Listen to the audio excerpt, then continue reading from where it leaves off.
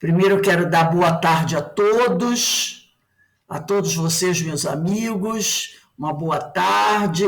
Hoje, dia 22 de julho de 2022, nesse horário das 16 horas, nós iniciamos, o estudo dessa obra maravilhosa de Sueli Caldas Schubert, Obsessão e Desobsessão. Essa obra maravilhosa, maravilhosa.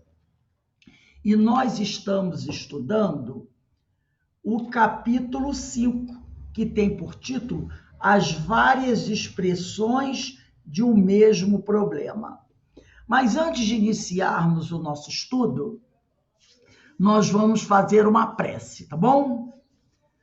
Tá todo mundo de câmera aí desligadinha, vamos abrir aí as nossas câmeras, aqueles que puderem, para a gente ver o rosto dos companheiros, né?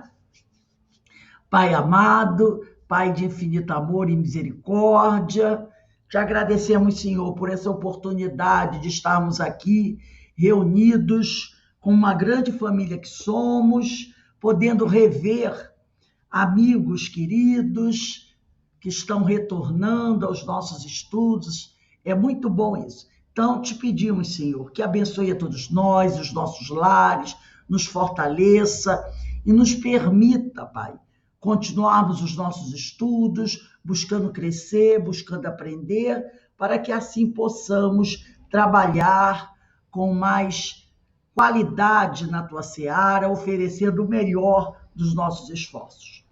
Te agradecemos imensamente todas as bênçãos recebidas e te pedimos a permissão para iniciarmos os nossos estudos da tarde de hoje, graças a Deus. Bem, como eu falei, nós estamos estudando aqui o capítulo 5 do livro Obsessão e Desobsessão de Sueli Caldas Schubert, não é? Eu vou reler os primeiros parágrafos para que nós possamos ter continuidade, porque já estudamos na aula do dia 8 e do dia 7 essa introdução, e hoje nós vamos dar prosseguimento.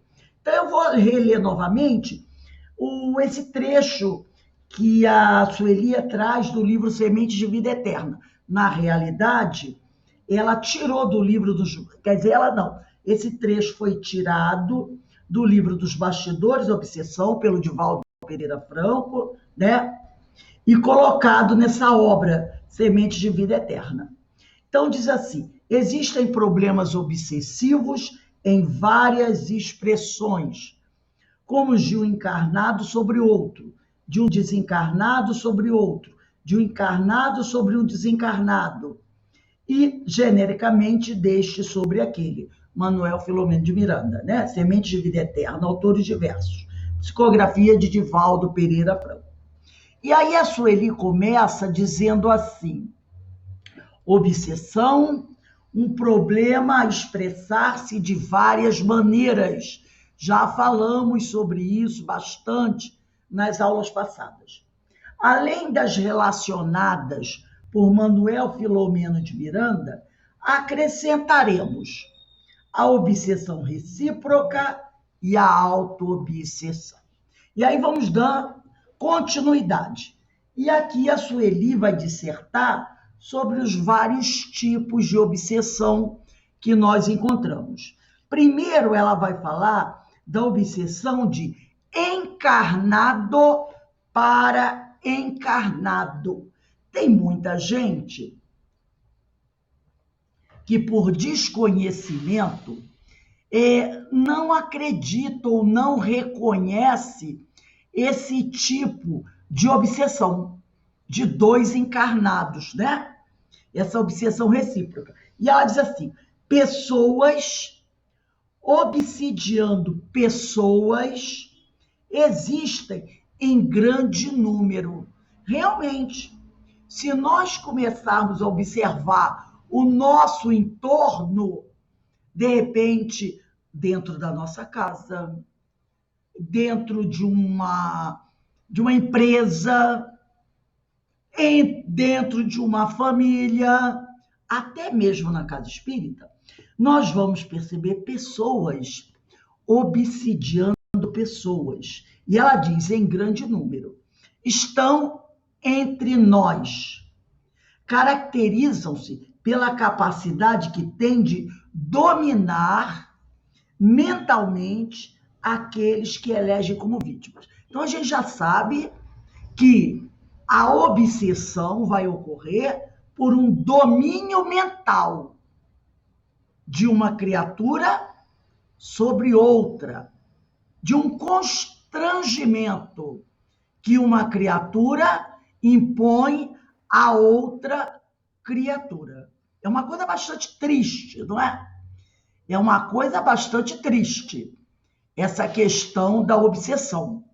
E ela continua aqui: este domínio mascara-se com os nomes de ciúme, inveja, paixão, desejo de poder, orgulho, ódio, e é exercido às vezes de maneira tão sutil que o dominado se julga extremamente amado, até mesmo protegido. Eu já vi um caso desse, muito interessante, né? Era uma questão de marido sobre esposa. E a gente falava para a pessoa, dizia assim: gente, mas isso se torna até uma coisa chata, você não sente mal? Não, ele faz isso porque ele gosta demais de mim. Ele gosta demais. Então, aquela criatura que todo mundo percebia que ela estava sofrendo constrangimento, ela ou sabia, mas não queria chegar àquele ponto de discutir com o outro, de fazer, vamos dizer assim, entrar numa situação de constrangimento, né? Que ela, de certa forma, se acomodava naquela situação, entendeu? E tem aquela frase terrível que as pessoas costumam dizer assim: se eu for entrar em choque, isso pode dar problema. Então, aí dizem aquela frase: ruim com ele, pior sem ele. Já ouviram isso? Essa coisa terrível? Então, a pessoa se acomoda e continua levando essa situação durante anos e anos e anos. É aquele que controla a roupa que a mulher usa, que controla se ela vai usar ou não batom, entendeu? Se ela pode assistir um programa de televisão ou não, se ela pode sair com um amigo ou uma amiga para tomar um sorvete, que controla o horário, se ela trabalha, que ela sai do trabalho, o horário que ela chega em casa. E também, mas vamos ser honestos, não é apenas o marido que faz esse controle sobre a esposa. Tem mulheres também que fazem esse controle sobre o marido. O marido chega em casa, ela cheira a roupa dele, examina os bolsos, pega o celular escondido para ver se tem alguma coisa. Como também tem isso de mãe e pai para os filhos, também tem essa situação. Tem de irmão para irmã. Às vezes você tem duas irmãs, isso já costuma acontecer, e eu também já vi o caso, duas irmãs já de uma certa idade que moravam sozinhas. Já tinha e uma mantinha um domínio terrível sobre a outra. Entendeu? Elas tinham quase a mesma faixa de idade, 60 anos, 65, por aí. Mas uma era dominadora. E tem até um filme muito antigo, com a Bette Davis, é uma atriz que já desencarnou há muito tempo, e uma outra atriz também que era maravilhosa. Eram duas irmãs nessa faixa de idade, era a Bette Davis e a outra não me lembro, onde elas viviam assim. uma era doente, a outra dominava, não deixava, como também acontece às vezes, uma mãe que tem um filho doente, que tem algum problema, e ela domina aquele filho, não permite que aquele filho tenha uma vida. Tem até um caso real que se virou filme, de uma mãe que ela exercia um poder tão grande sobre a filha, que ela dava remédios para a filha ter uma aparência de doente, para que ela pudesse dominar melhor essa filha. E ela levou isso a um extremo tal que todos os médicos pensavam que a filha dela era doente mesmo, mas não era. Era ela que queria manter aquela filha ali junto com ela. Final da história. A filha um dia, para se libertar, mata a mãe. Mata a mãe. Então, há casos assim na família, de irmãos que vivem juntos, onde um quer dominar o outro. É a tal da obsessão de encarnado para encarnado. Você vê muito isso, né? Uma irmã dominando a outra, né? Não deixa que a outra fale, não deixa que a outra tenha uma independência. É terrível isso. Dizem os amigos espirituais, alguns deles, que essa obsessão de encarnado para encarnado é uma das piores.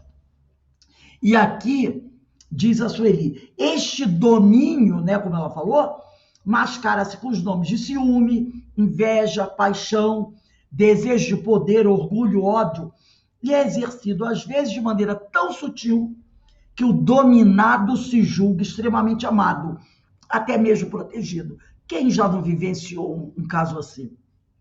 Essas obsessões correm por conta de um amor que se torna tiranizante, demasiadamente possessivo, tolhendo e sufocando a liberdade do outro.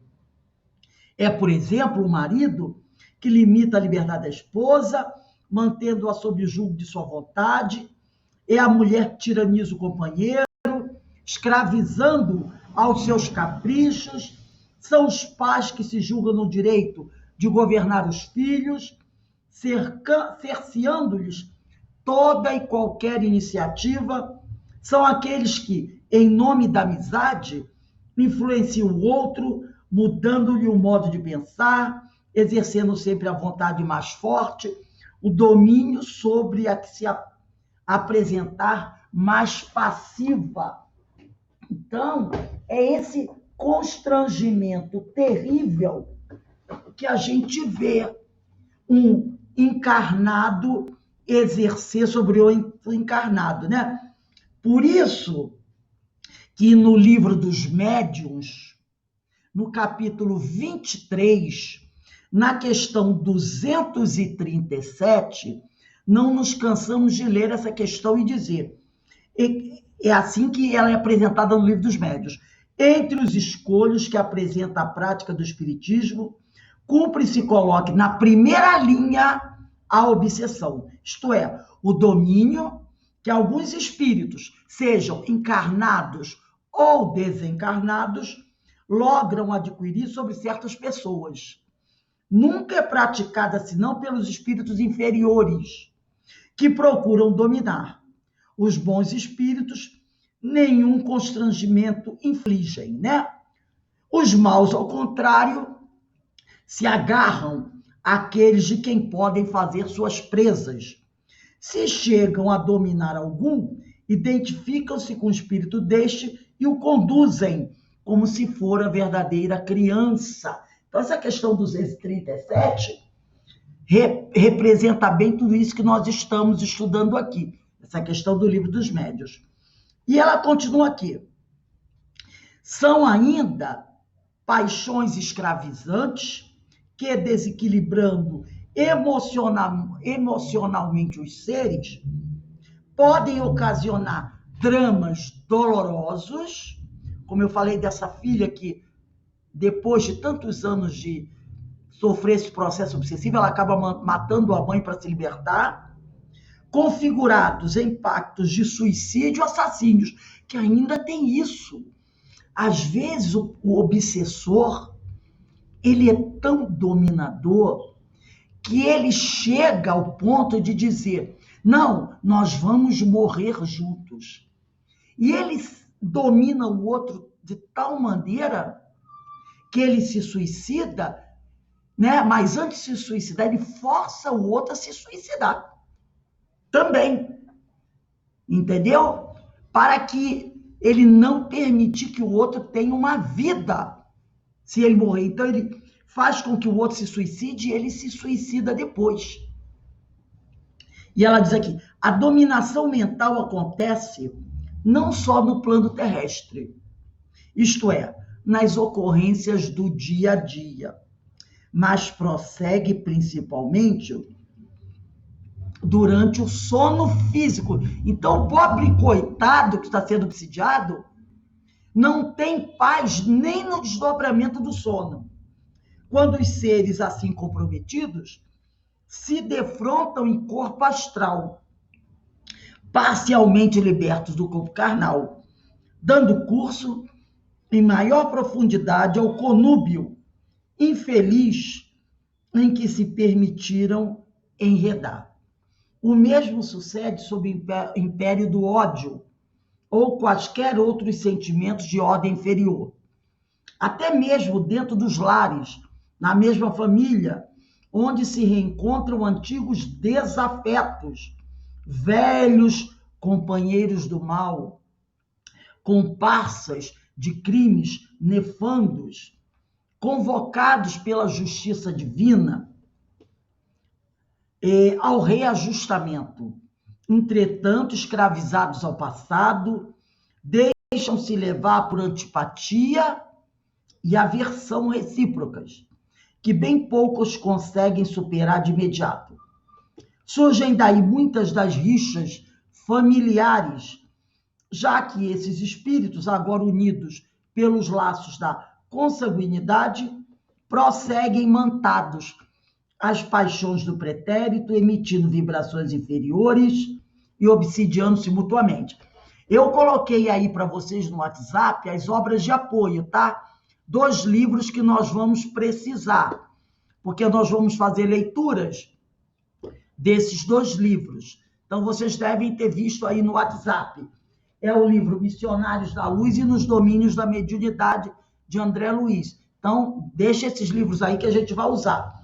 Então, ela mostra que essa dominação mental, ela ocorre aqui, quando nós estamos encarnados, e também ela prossegue essa dominação mental no desdobramento do sono.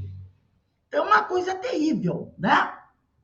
Então, isso pode ser motivado pelo ódio, pelos sentimentos, qualquer outro sentimento inferior, dentro da família, no emprego, entre amigos, né? E normalmente são espíritos que trazem de vidas passadas dificuldades entre eles, que vêm de longo tempo.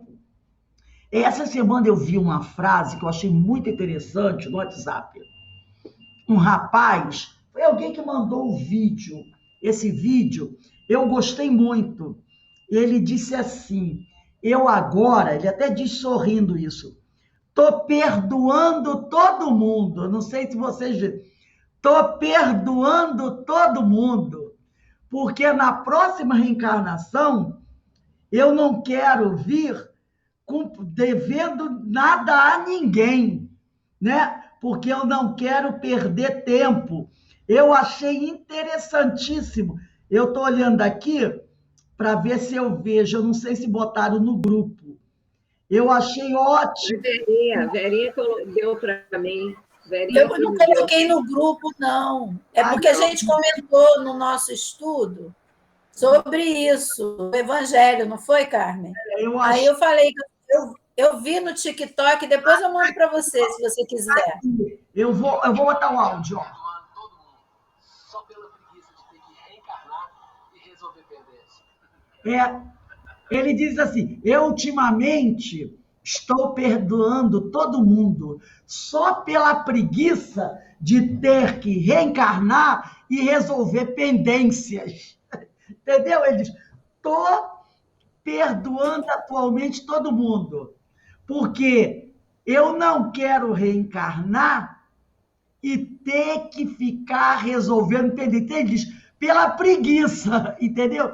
Porque vai dar um trabalho danado se ele reencarnar com pendências. Então ele diz, eu agora estou perdoando todo mundo só pela preguiça de ter de reencarnar e resolver pendências. É isso aqui que ela diz.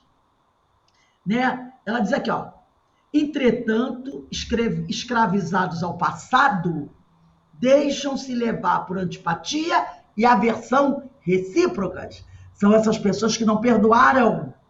Então, ficam escravas uma das outras. E quando elas reencarnam, tem que resolver essas pendências. Não é? E muitas vezes, ela diz aqui, esses espíritos agora unidos pelos laços da consanguinidade prosseguem imantados às paixões do pretérito, emitindo vibrações inferiores e obsidiando-se mutuamente. Olha o trabalho que vai dar para resolver isso. E aqui ela diz, são pais que recebem como filhos antigos obsessores, é o obsessor de ontem, que acolhe nos braços como rebento de sua carne a vida de antanho. E esses seres se entrelaçam nos liames consanguíneos para que tenham a preciosa ensancha oportunidade de modificar os próprios sentimentos, vencendo aversões, rancores e mágoas. Então, o primeiro livro que eu pedi para vocês pegarem, eu botei aí no WhatsApp de vocês, foi Missionários da Luz. Vamos abrir o Missionários da Luz no capítulo 13. Capítulo 13, tá? O capítulo 13 trata da reencarnação. Vamos lá no 12º parágrafo do capítulo 13. Abre aí capítulo 13 do Missionários da Luz, pula aí uns 11, 12 parágrafos do capítulo. O outro livro é dos domínios da mediunidade, que eu pedi para vocês, tá? Sempre dá uma olhadinha no WhatsApp antes de começar a aula, para ver se tá lá. Então ele diz assim, 12º parágrafo do livro Missionários da Luz. Ele está falando do caso Adelino Raquel. Ele vai falar um pedacinho da reencarnação de Segismundo. Então, está assim no capítulo 13. 12º parágrafo. O casal, Adelino, Raquel, marido, esposa, tomava a refeição da tarde, junto de um pequenino, no qual adivinhei o primogênito da casa. Não longe, acomodado em uma cadeira de descanso, repousava uma entidade. Então, o espírito estava ali, naquela sala, junto dos 3 encarnados, que era o Adelino, a Raquel e um filho que eles já tinham. Que era o primogênito da família. O filho único, né? E essa entidade, sentadinha na cadeira de descanso, nós estamos no 12º parágrafo, repousava, né, ali. Quando percebeu nossa presença, ela percebeu a presença do André Luiz e do orientador Alexandre, dirigindo-se particularmente ao encontro do meu orientador, do Alexandre, que lhe abriu os braços carinhosos. Herculano, perto de mim, explicou em tom discreto, é Sigismundo. Notei que o desencarnado abraçara-se com Alexandre. Herculano era outro que estava aqui, era um outro, entre aspas, aluno, né, como André Luiz, ali participando. Notei que o desencarnado abraçara-se com Alexandre, chorando compulsivamente. Então, ele estava numa situação muito difícil, né? Aí ele diz aqui, acalme-se, meu amigo, Quem não terá suas lutas, seus problemas, suas dores? E se todos somos devedores uns dos outros, não será motivo de júbilo e glorificação receber as sublimes possibilidades de resgate e pagamento? Então ele fala, todos nós temos nossas dificuldades, né? E já que somos devedores uns dos outros, que maravilha nós termos a oportunidade de reparar os nossos erros. Não chore, nossos irmãos permanecem ao jantar. Não devemos perturbá-los, emitindo forças magnéticas de desalento. E repondo na vasta cadeira de braços, como se Segismundo estivesse enfraquecido, enfermiço, continuou. Tenha coragem. O ensejo, quer dizer, o momento próximo é divino para o seu futuro espiritual. Né? Organizaremos as coisas, não tenha receio. Entretanto, meu amigo, falou o interlocutor em lágrimas, experimento grandes obstáculos. E acentuava em tom humilde. E aí era Sigismundo falando. Reconheço que fui um grande criminoso, mas pretendo redimir as velhas culpas. Adelino, porém, que seria o chefe da família, o marido, né? Adelino, porém, apesar das promessas na esfera espiritual, esqueceu, na recapitulação presente, o perdão aos meus antigos erros. Então, ele está falando que o Adelino, antes de reencarnar, prometeu perdoar ao velho inimigo. Mas agora que ele está encarnado, ele não aceita dar o perdão. A mágoa é muito forte dentro dele. E o Segismundo percebe. Alexandre, que ouvia enternecido, sorriu paternalmente e redarguiu. Ora, Segismundo, por que envenenar o coração? Por que não desculpa você por sua vez? Ele está dizendo, se o Adelino, apesar de ter prometido no plano espiritual te perdoar, hoje encarnado te perdoa, perdoe você a ele. Ele está dizendo, você perdoa e o problema fica com o Adelino. É isso que ele está dizendo, né? Não complique a própria situação abrigando injustificável desânimo. Levante as energias, meu amigo. Coloque-se na situação do ex-adversário, vítima em outro tempo de seu ato impensado. Então, um tinha causado mal ao outro, né? Teve uma encarnação que o Adelino fez mal ao Sigismundo, teve outra que foi o Sigismundo que fez mal ao Adelino, e foram por aí. Não encontraria, talvez, as mesmas dificuldades? Não é? Você também não teria dificuldade de perdoar, sendo você a tal vítima? Tenha calma e prudência. Não perca a bendita ocasião de tolerar alguma coisa desagradável ao seu sentimento, a fim de reparar o passado e atender às necessidades do presente. Foi aquele rapaz falou. Eu agora estou perdoando tudo, para não ter que amanhã ficar aí dando trabalho, tendo que ficar passando por dificuldades. E aí ele disse, isso dá uma preguiça de fazer isso, né? Vamos, equilibre-se. O momento é de gratidão a Deus e de harmonia com os semelhantes. Por que gratidão a Deus? Porque Deus está dando a ele uma oportunidade de reparar os erros. Isso é a misericórdia do Senhor.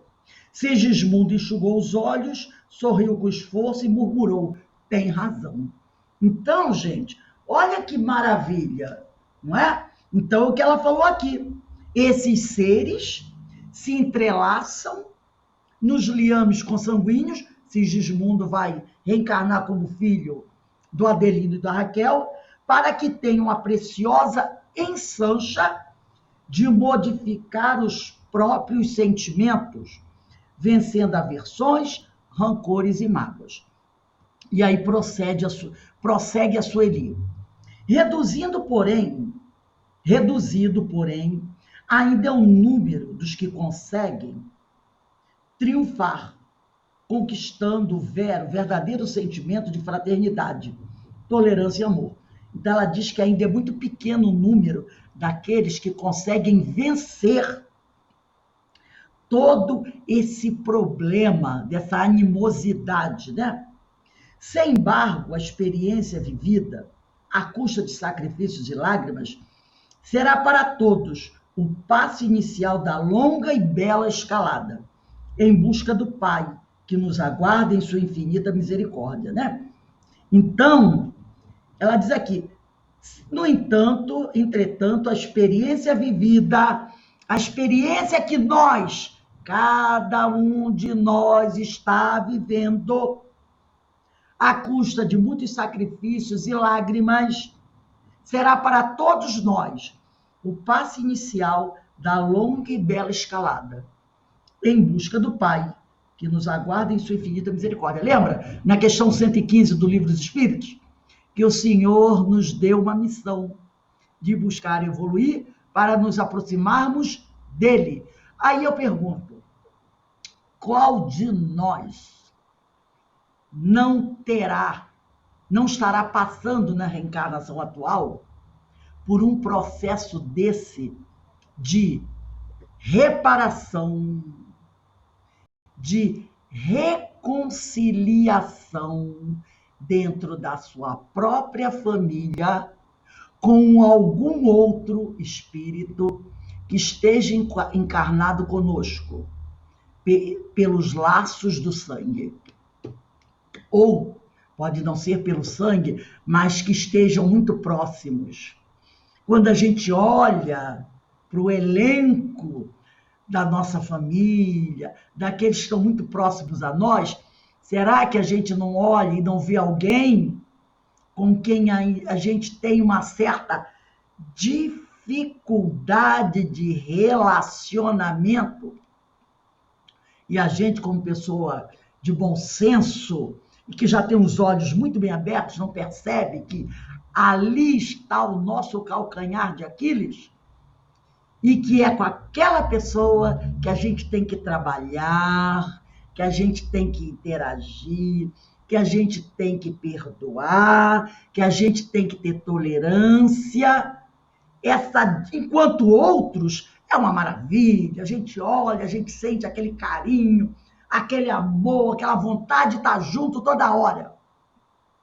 Mas tem outros que a gente chega assim de mansinho, quase que pisando em ovos, tomando cuidado com o que a gente vai falar, assim, com certo receio da pessoa interpretar mal, e que a gente abraça, a gente beija, mas a gente sente que tem alguma coisa ali que ainda traz uma dificuldade entre aqueles seres. E é justamente quando a gente percebe isso, é naquela relação que você tem que trabalhar. Porque ali não é à toa que você tem essa dificuldade com aquele companheiro, que pode ser um pai, uma mãe, um irmão, um filho. Entendeu? É aquele que você olha e diz, eu sei que tem alguma coisinha aqui. Porque por mais que eu ame essa pessoa, porque ela faz parte da minha família, eu não consigo me sentir à vontade ao lado dela. Aquela vontade de estar totalmente despreocupado, de não ter que estar vigiando um pouquinho, entendeu? Sabe quando você está com alguém, mas que você tem que estar sempre dando uma vigiadinha no que você vai falar, com medo de repente, dizer algo que não vai ser bem interpretado e aqui dali explodiu uma bomba? Normalmente está aí. Esse irmão ou irmã que você vai ter que trabalhar. Porque a gente percebe, a gente sabe, dá para sentir, né? Agora ela passa para outro tipo de obsessão. Desencarnado para desencarnado. E ela diz aqui, espíritos que obsidiam espíritos. Isso tudo na erraticidade. desencarnados que dominam outros desencarnados, são expressões de um mesmo drama que se desenrola tanto na Terra quanto no plano espiritual inferior. As humanidades se entrelaçam, a dos seres incorpóreos e a dos que retomaram a carne. Situações que ocorrem na crosta são, em grande parte, reflexos da odisseia que se desenvolve do espaço e vice-versa. Então, às vezes, o drama se desenrola no plano espiritual e depois, né, quando eles estão encarnados, dá continuidade na crosta terrestre. Outras vezes, o drama começa aqui e depois de desencarnados, continuam, tem prosseguimento no plano espiritual. Aí ele diz aqui, os homens são os mesmos, carregam os seus vícios e paixões, as suas conquistas e experiências, onde quer que estejam. Quer dizer, não importa onde a gente esteja, a gente sempre leva a nossa malinha. Não dá para abandonar a mala, ela é nossa. E nós levamos essa mala conosco. Por isso, há no além-túmulo obsessões entre espíritos, por idênticos motivos das que ocorrem na face da Terra. Por que ocorrem obsessões aqui? Por causa do orgulho, da vaidade, do egoísmo, do ódio, né? Das paixões, do ciúme. No plano espiritual, é pelas mesmas razões. Pelas mesmas razões.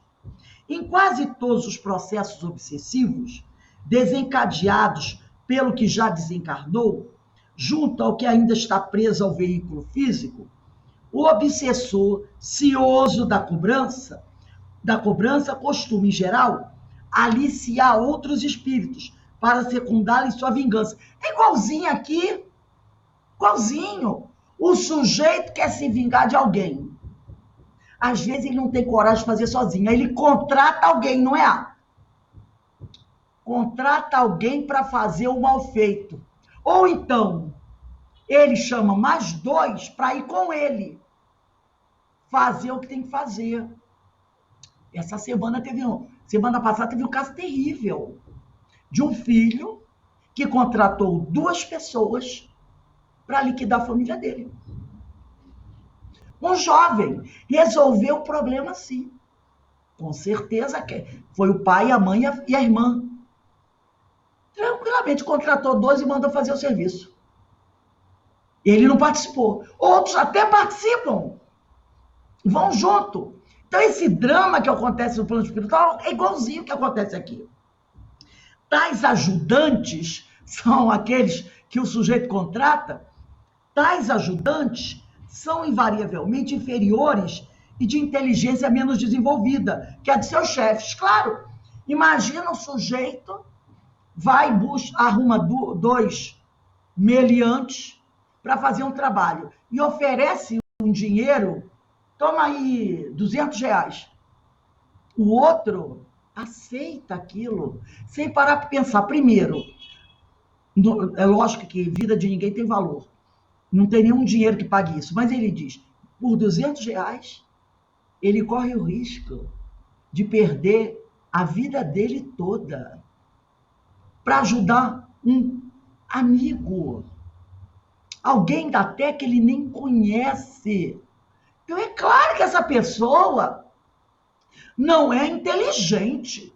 Porque se ela pensasse um pouquinho, ela dizia, o quê?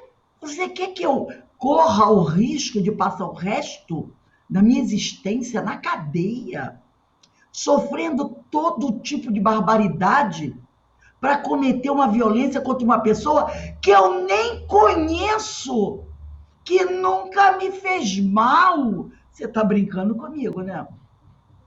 Mas o sujeito não é capaz de pensar, fazer uma avaliação desse nível, que parece a coisa mais básica, não é? E aí ele diz aqui, certamente Aí ele diz, não, tais ajudantes, entre aspas, ela botou ajudantes, são invariavelmente inferiores e de inteligência menos desenvolvida que a de seus chefes, né? Que é aquele que o contratou. A sujeição mental a que se submetem tem suas origens no temor, ou até em compromissos ou dívidas existentes entre eles. Aquele tipo, lembra que um dia eu te ajudei? Agora é hora de você pagar o que eu fiz por você. Aí o cara podia dizer, não, eu posso até pagar, mas desse jeito não, né? Então ele diz aqui, ou até em compromissos ou dívidas existentes entre eles, havendo casos em que o chefe os mantém sob hipnose. Aí é no caso do plano espiritual. Processo análogo, aliás, ao utilizado com as vítimas encarnadas. Então, normalmente, no processo obsessivo, quando é um desencarnado para um encarnado, às vezes há um processo até de hipnose, né? De hipnose. Aí ele diz aqui, o julgo dos obsessores só é possível em razão da desarmonia vibratória de suas presas. Então, uma pessoa, ela acaba sendo obsediada porque ela está vivenciando um desequilíbrio espiritual. Uma pessoa, né, sã, fisicamente, moralmente, espiritualmente, bem equilibrada, dificilmente vai sofrer um processo obsessivo. Até porque, como nós já estudamos, a nível de ondas mentais, o obsessor não vai conseguir alcançá-la, porque eles não estão o quê? Na mesma faixa vibratória. Não se estabeleceu aí uma afinidade, uma sintonia. O outro vai tentar, mas sem estabelecer afinidade e sintonia, sem estarem numa mesma faixa vibratória, como é que o outro vai conseguir avançar e ter sucesso na sua ação? Porque um está aqui, o outro está aqui. Não vai dar, entendeu? Se o sujeito está vigiando e orando, orando, vigiando, se mantendo firme, além de tudo isso, existe uma equipe de amigos espirituais que estão ali dando amparo a ele. E aí fica difícil para o outro avançar sobre ele. Se ele mantém a casa dele, a casa mental, sempre arrumadinha, limpinha, asseada, né?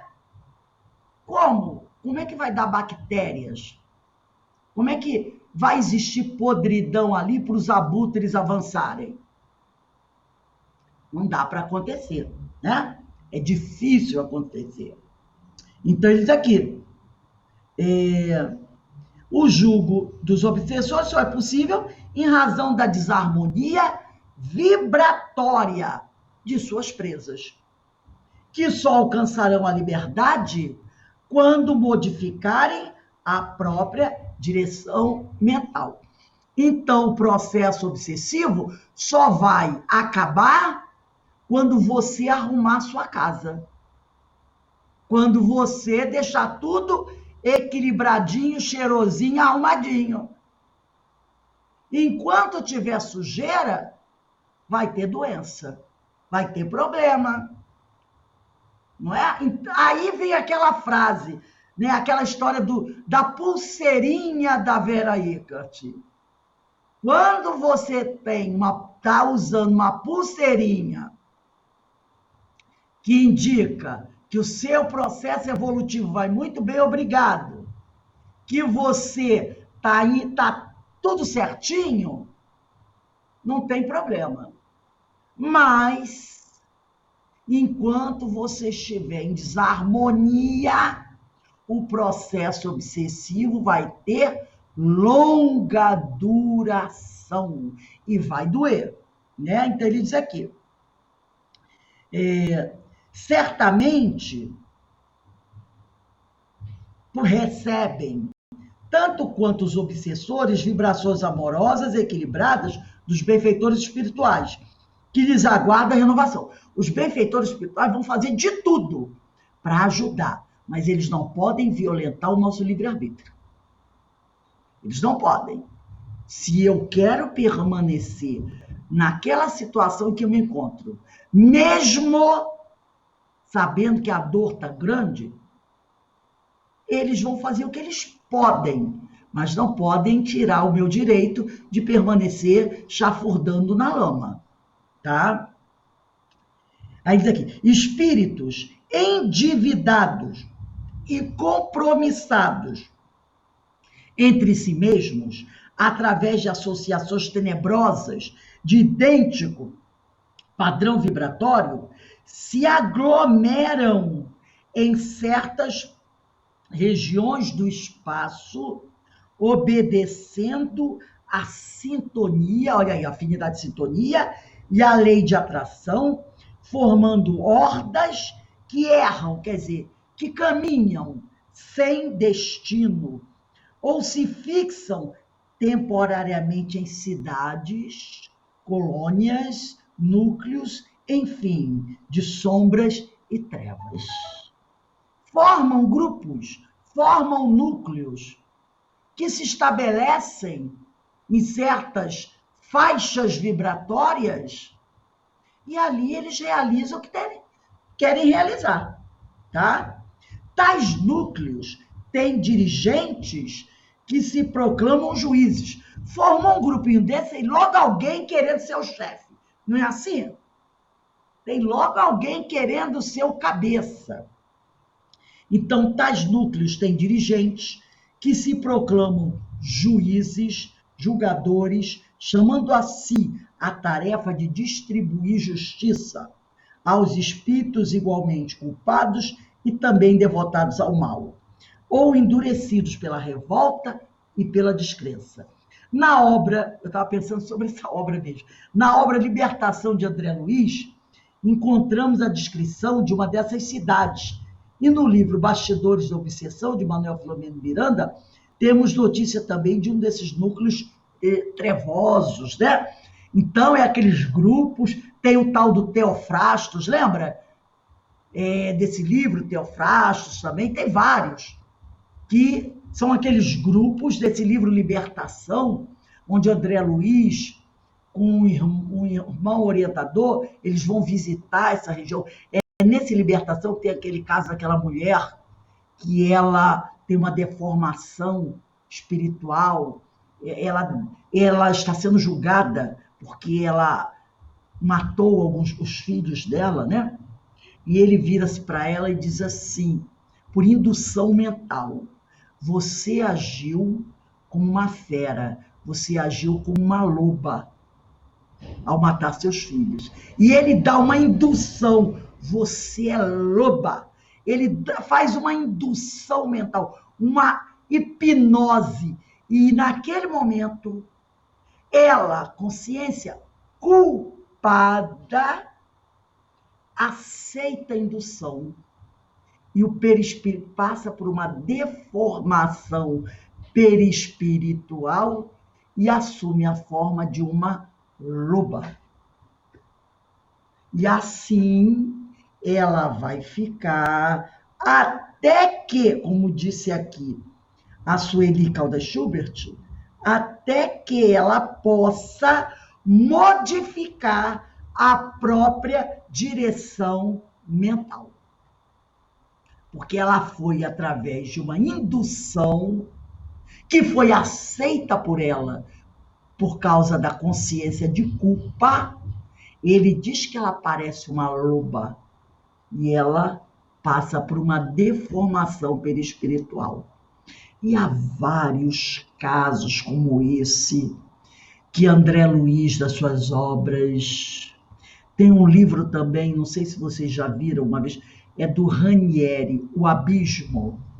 Se vocês já tiveram contato com esse livro, eu acho que é Ranieri, sim, o autor, um livro bem antigo, O Abismo, que fala sobre esses casos terríveis, né? O próprio Manuel Filomeno de Miranda fala sobre esses casos, Luiz Gonzaga Pinheiro também traz esses casos, assim, né? tristes de deformações perispirituais.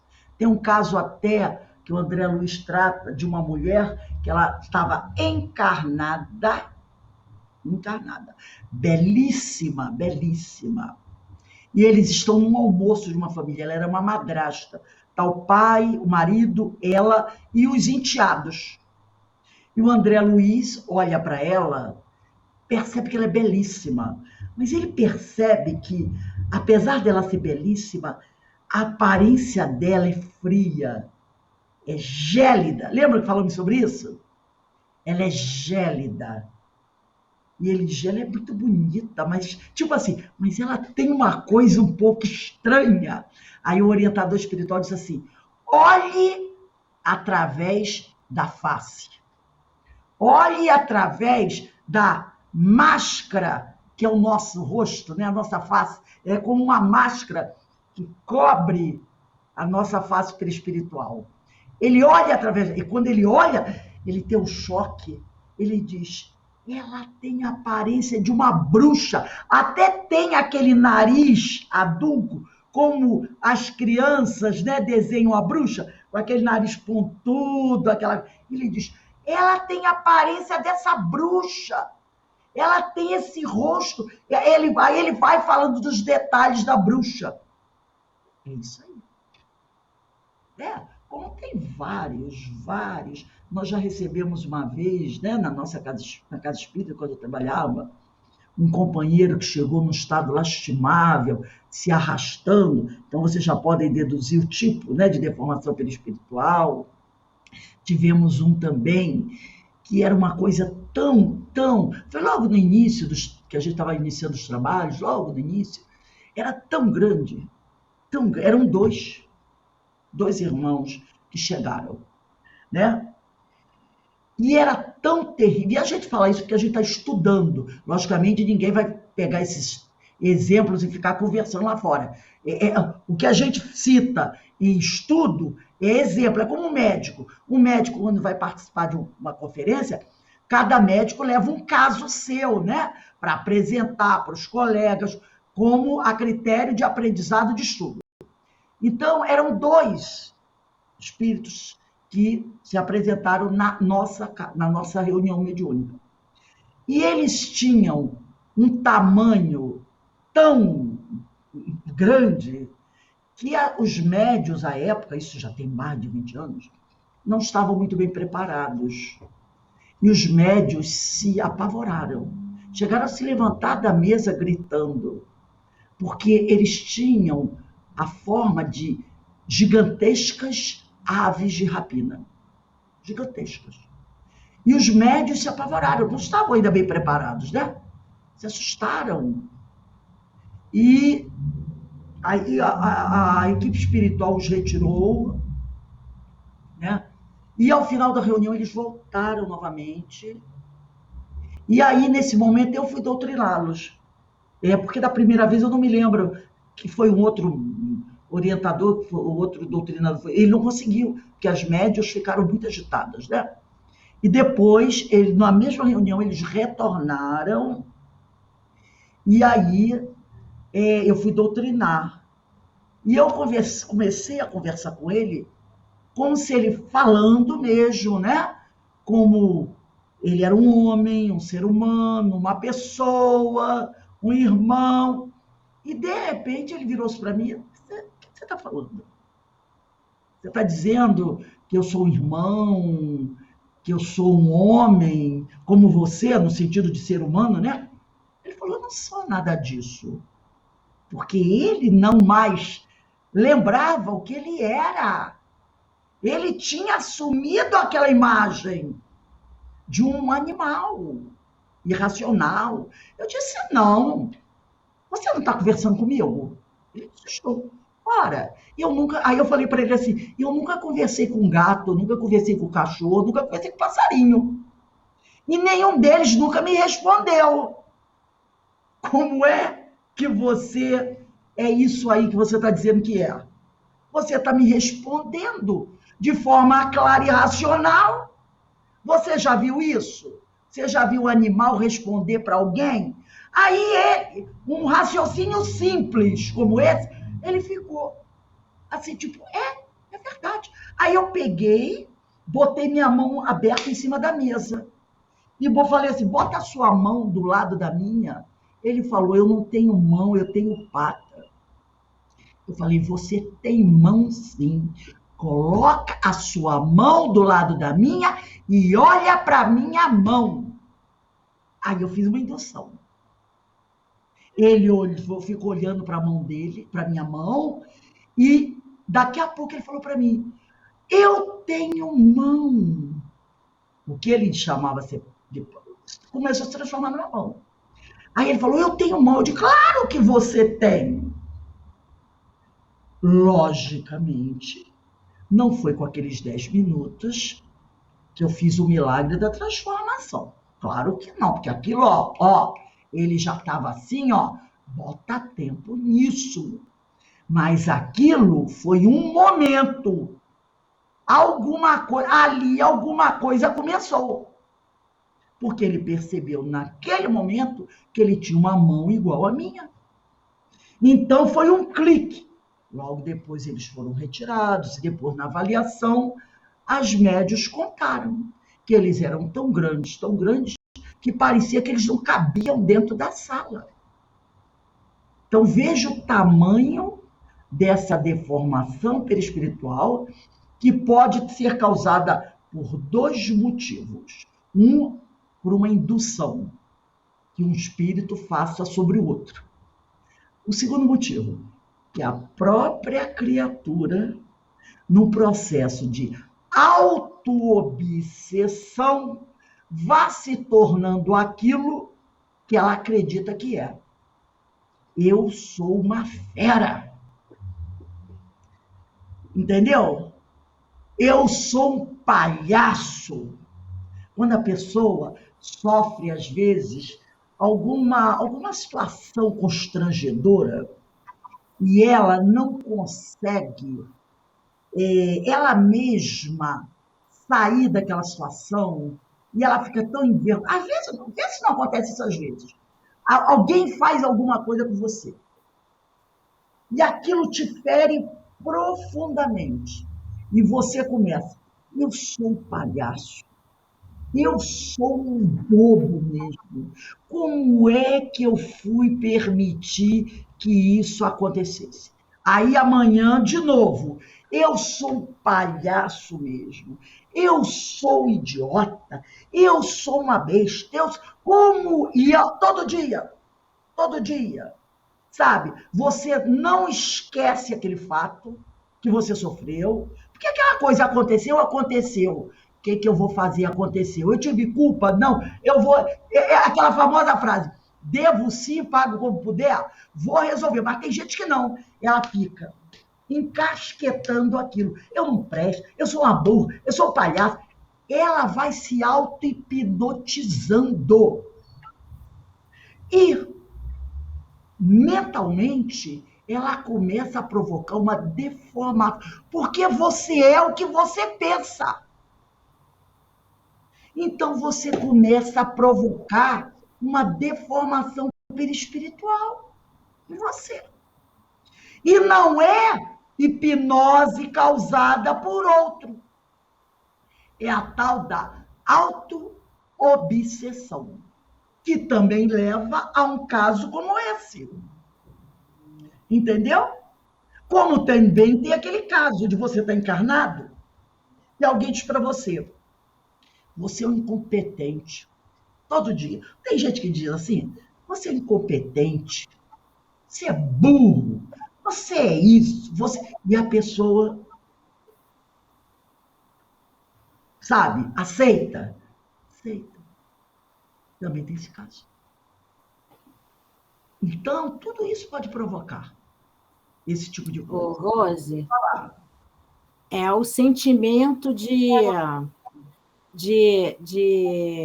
remorso, baixa estima. Muito remorso, baixa estima.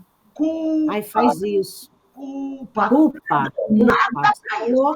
A palavra-chave é culpa. A culpa só serve para uma coisa. Só serve para uma coisa.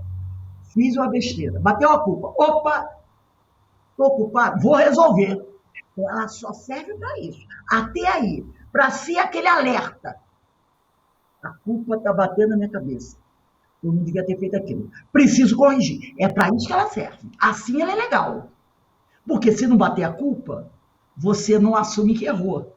Né? Não tem reparação, né? E aí você não busca reparar. Ela serve para isso. Como gatilho para te incomodar, para você correr na reparação. Mas se você engolir a culpa e não buscar reparar e ficar assim, lembra o pessoal antigo? Minha culpa, minha máxima culpa. É o silício, é o silício. Silício nas costas, como se o corpo tivesse alguma coisa a ver com isso. O próprio Evangelho diz, né? Tem uma passagem do Evangelho que diz, não martirize o corpo. Se você quer fazer algum silício, faça o espírito. Obrigue o espírito a ir lá, reparar, através da dor, do sofrimento, os seus erros. Mas não adianta massacrar o corpo, que a única coisa que vai acontecer é que ele vai ficar doendo. E o problema vai continuar existindo. Então, ela diz aqui, né?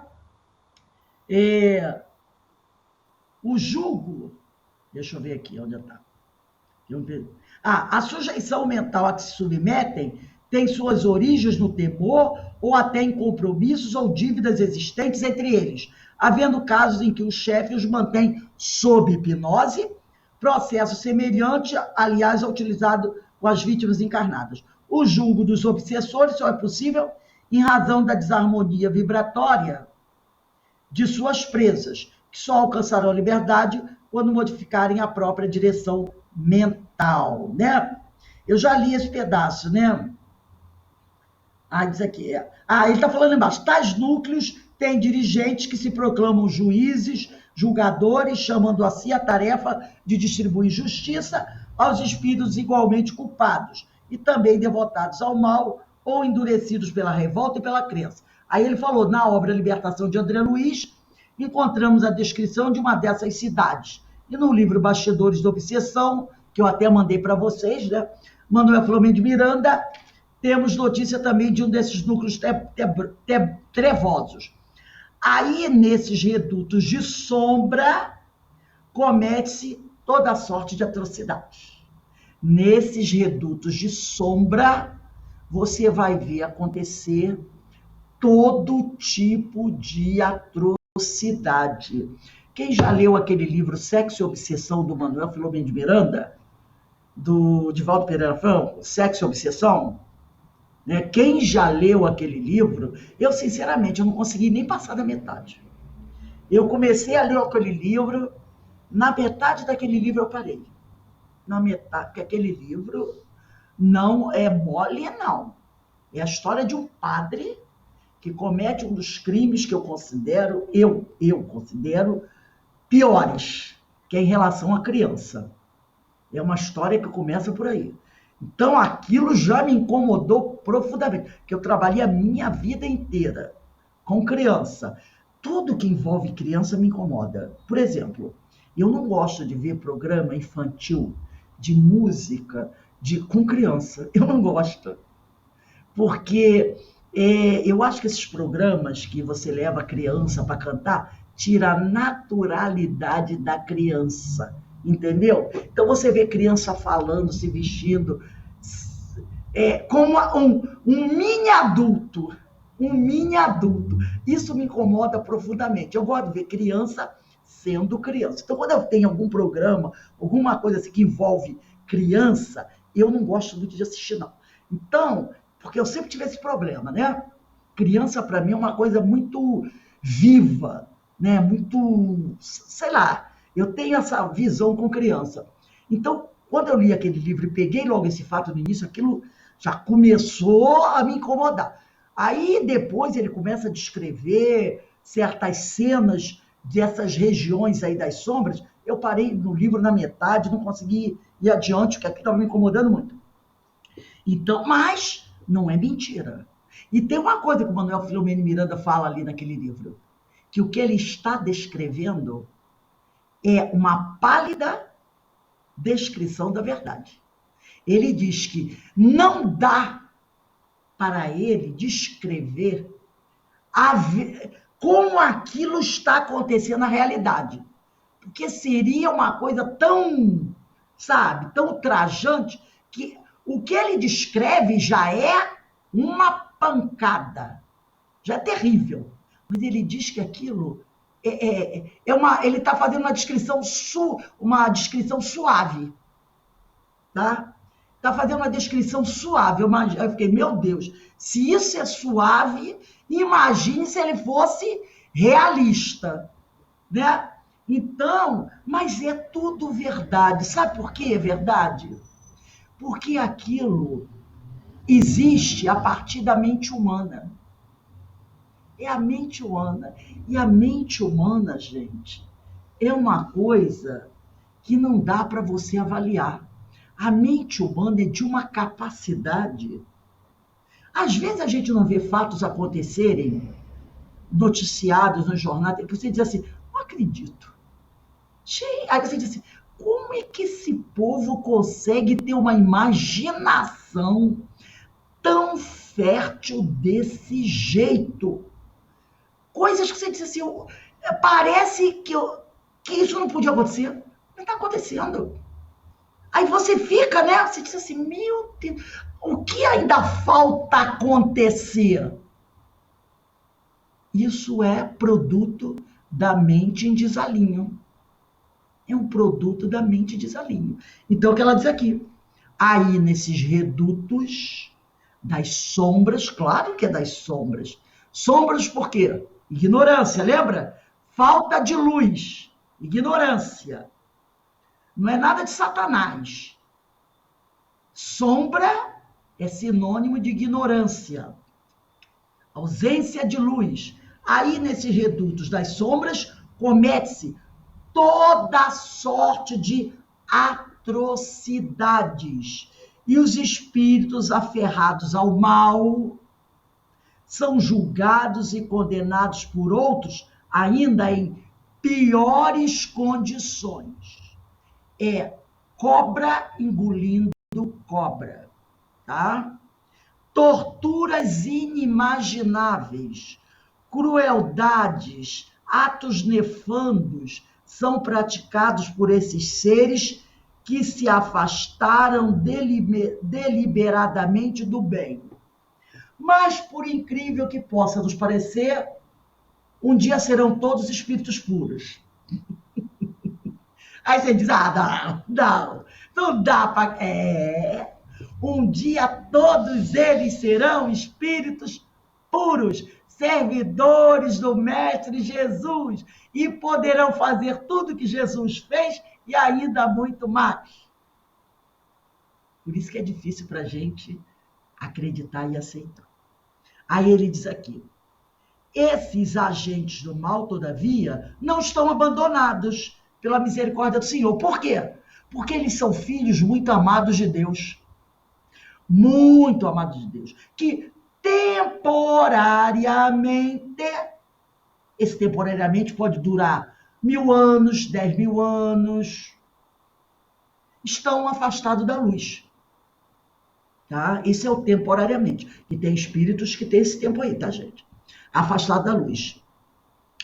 E sempre que oferece, ele diz aqui, ó, esses agentes do mal, todavia, não estão abandonados pela misericórdia do Senhor, e sempre que ofereçam condições propícias, são balsamizados pelas luzes divinas a ensejar-lhes a transformação.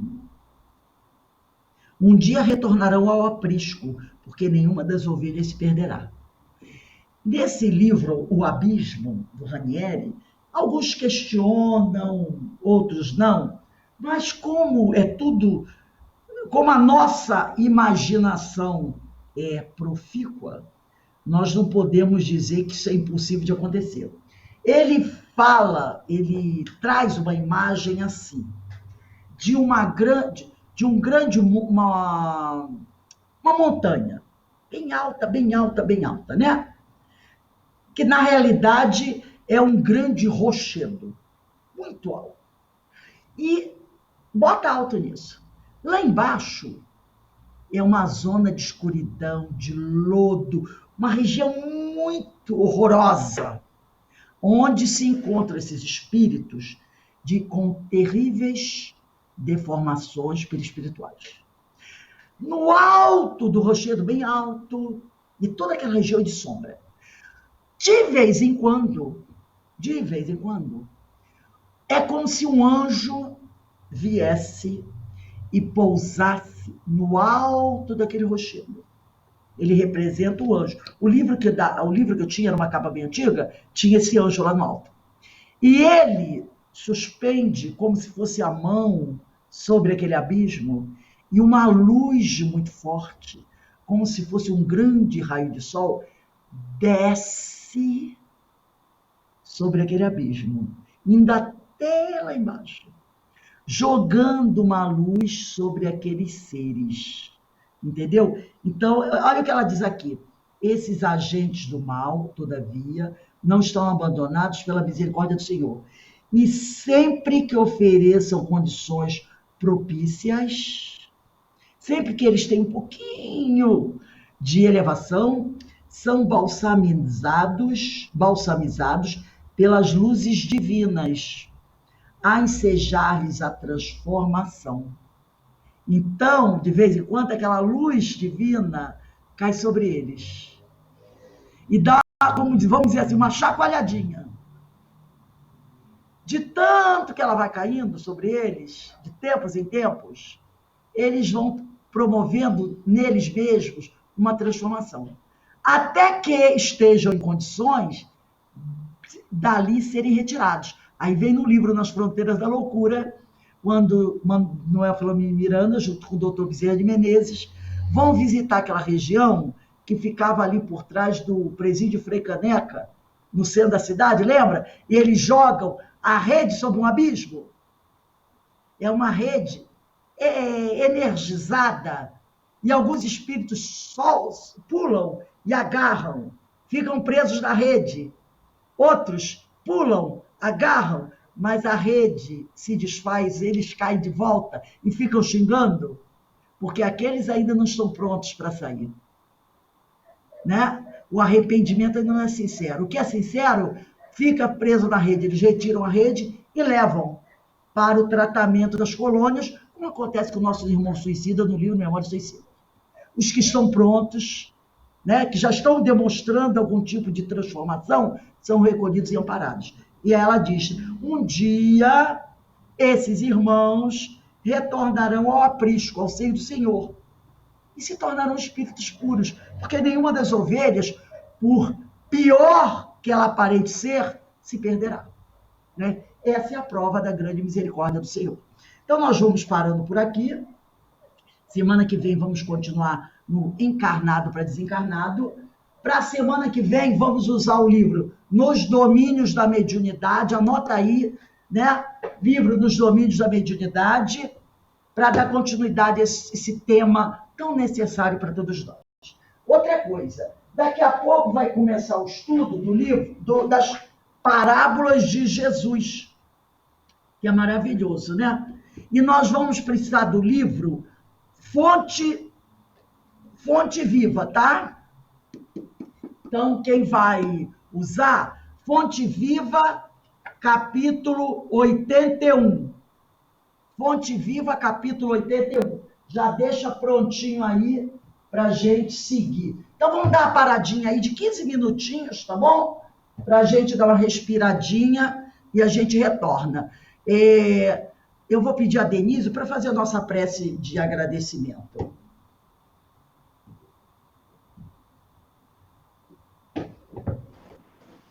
Pai amado, de infinito amor, infinita misericórdia,